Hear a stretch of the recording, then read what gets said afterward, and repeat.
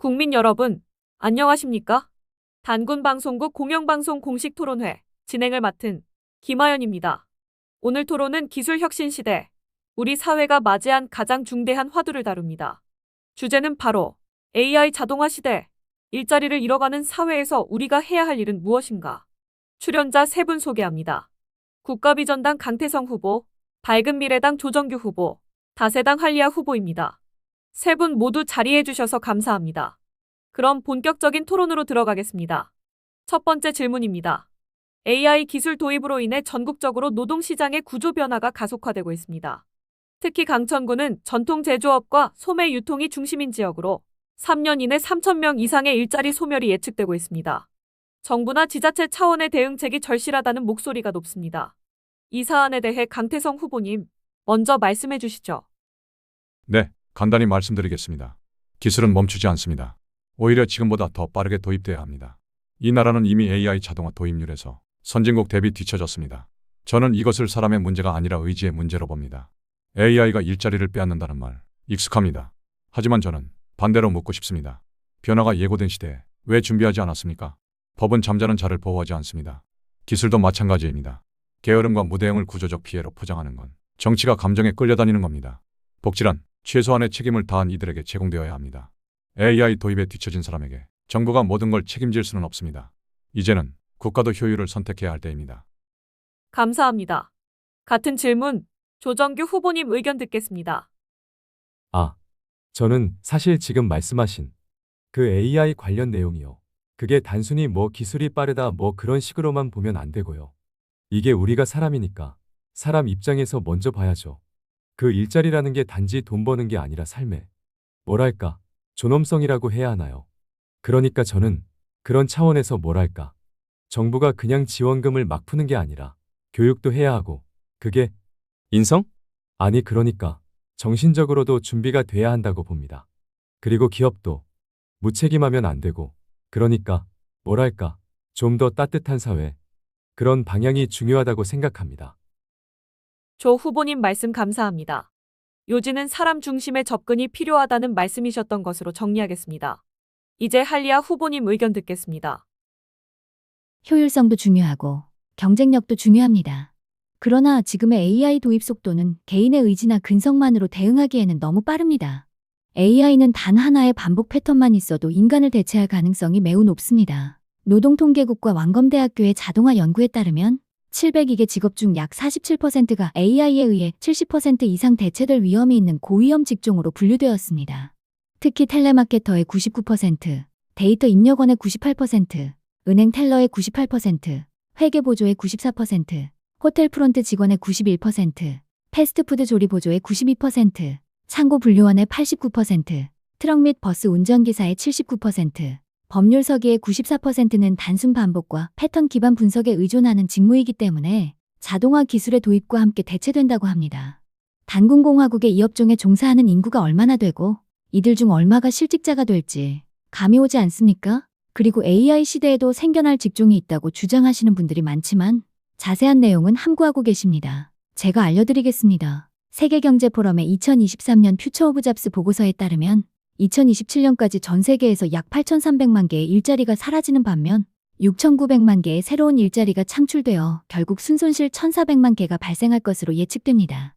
그리고 2025년 자료는 쏙 뺐군요. WEF의 2025년 퓨처 오브 잡스 보고서에 따르면 2030년까지 전 세계에서 9,200만 개의 일자리가 사라지고 동시 1억 7천만 개의 새로운 일자리가 생긴다고 합니다. 팩트를 왜곡하면 안 되죠. 안 그래도 거기에 대해 말하려 했습니다. 이 통계가 주는 순증이라는 숫자에 숨겨진 사실이 있습니다. 왜냐하면 새 일자리는 주로 AI 빅데이터 전문가, 사이버 보안 전문가, 자동화 관리자, 친환경 에너지 엔지니어 등 고숙련 고학력 직종들이기 때문이고 반면 사라지는 일자리는 은행원, 계산원, 운전기사, 청소 콜센터 직원 등 중장년 저숙련자 중심의 직무입니다. 결국 이 숫자는 일자리는 늘어난다는 표면만 보여줄 뿐 실제 직업 추방된 사람이 그 자리를 채울 수 있는지는 전혀 고려하지 않은 지표입니다. 일자리는 늘어난다고 했지만 그건 단순히 숫자만 보면 그러하다는 말일 뿐입니다. 실제로는 사라지는 일자리와 생기는 일자리 자체가 자격 나이 경력 수준부터 완전히 다릅니다. 당장 퇴직 후 하루하루 버티기도 힘든 분들이 저 직종에 진입할 역량을 키울 여건이 될까요? 그리고 이 보고서에는 고용주의 40%는 AI가 자동화할 수 있는 업무 부문에서 인력을 감축할 예정이다라고 명시되어 있습니다. 일자리 순증한다고 했음에도 같은 보고서에 이런 모순된 내용이 있어요. 진짜 중요한 건 이거죠. 그렇다면 지금 우리가 논의해야 할 건 분명합니다. 아직 가능할 때 매달 작더라도 지급할 수 있는 기본소득제를 시작해야 합니다. 그리고 대량 실직 사태를 막기 위해 노동시간을 줄이고 일자리를 나누는 구조 개편 논의 역시 지금부터 시작해야 합니다. 우리는 이미 미래 앞에 서 있습니다. 이제는 정치가 그 미래를 외면하지 말아야 합니다. 한 후보님, 아주 방대한 수치를 제시해 주셨습니다. 정리하자면 현재 단순 반복 업무 직군이 대체될 가능성이 높고 새로 생기는 직업은 고숙련 중심이라 격차가 심해진다는 말씀이시죠? 네, 그렇습니다. 정리해 주셔서 감사합니다. 별 말씀을요. 그게 제가 할 일인걸요. 기본소득과 노동시간 단축에 대한 논의까지 이어졌습니다. 이에 대해 다른 후보님, 반론 있으신가요? 네, 반론 정도가 아니라 기본적인 질문을 던져야 할 것 같습니다. 기본소득 좋은 거 다 알겠습니다. 그런데 그 돈은 어디서 나옵니까? 땅을 파면 나옵니까? 아니면 하늘에서 떨어집니까? 지금 이야기하는 건 말 그대로 포퓰리즘입니다. 당장 재정도 빠듯한 상황에서 매달 국민에게 돈을 준다. 그 발상 자체가 현실을 무시한 이상주의입니다. 맞습니다. 돈은 하늘에서 떨어지지 않죠.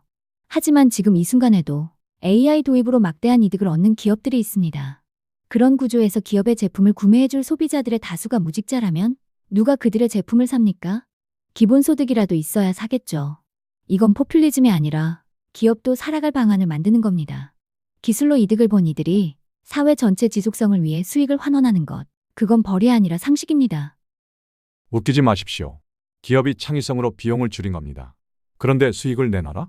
그럼 어느 누가 생돈 들여 기술 개발하겠습니까? 그리고 다국적 기업에 그런 식으로 수익을 뜯어간다. 그 순간 생산시설은 국외로 빠져나갑니다. 결국 실직자만 더 늘어나는 겁니다.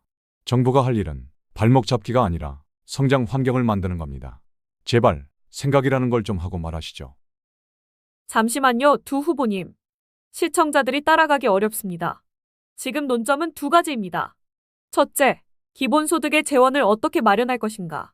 둘째, 기업이 그 구조에서 어떻게 움직일 것인가. 이 두 가지에 집중해서 말씀해 주시면 좋겠습니다. 네, 기술 발전은 막을 수 없습니다. 저도 그렇게 말해왔습니다. 그런데 기술이 사람을 밀어냈을 경우 후보님은 그걸 자연스러운 일이라 말했습니다. 그럼 제가 묻겠습니다. 1,000만 명이 하루아침에 일자리를 잃고 가족의 생계가 무너지고 아이들이 엄마 아빠는 왜 일하러 안 가고 매일 집에서 한숨 쉬고 울어? 라고 묻는 그 장면이 후보님 눈엔 창의성의 부산물로 보입니까? 기술은 중립입니다. 하지만 기술을 어떻게 분배하느냐는 국가의 역할입니다. 그리고 우리가 그 책임을 방기하는 순간 기술은 우리 목을 찌르는 칼이 됩니다. 기본소득을 말하면 모두 묻습니다. 그 돈은 어디서 나오냐고요? 그럼 저는 반대로 묻겠습니다. AI 시대의 가장 강력한 자산은 뭡니까? 기름입니까? 금입니까? 아닙니다. 정보입니다. 그리고 이 나라에서 가장 많은 정보를 가진 곳은 어디입니까? 정부입니다. 그래서 저는 제안합니다. 기업이 자발적으로 기본소득기금에 출연하면 그 금액에 따라 국가가 보유한 민감 정보를 제외한 정책, 교통, 보건, 소비, 환경 데이터를 정밀하게 대량으로 제공하겠습니다. 예를 들어 당군공화국 질병청이 지역별 만성질환 데이터. 이것은 국민건강정책의 부산물로서 정부가 가진 자산입니다.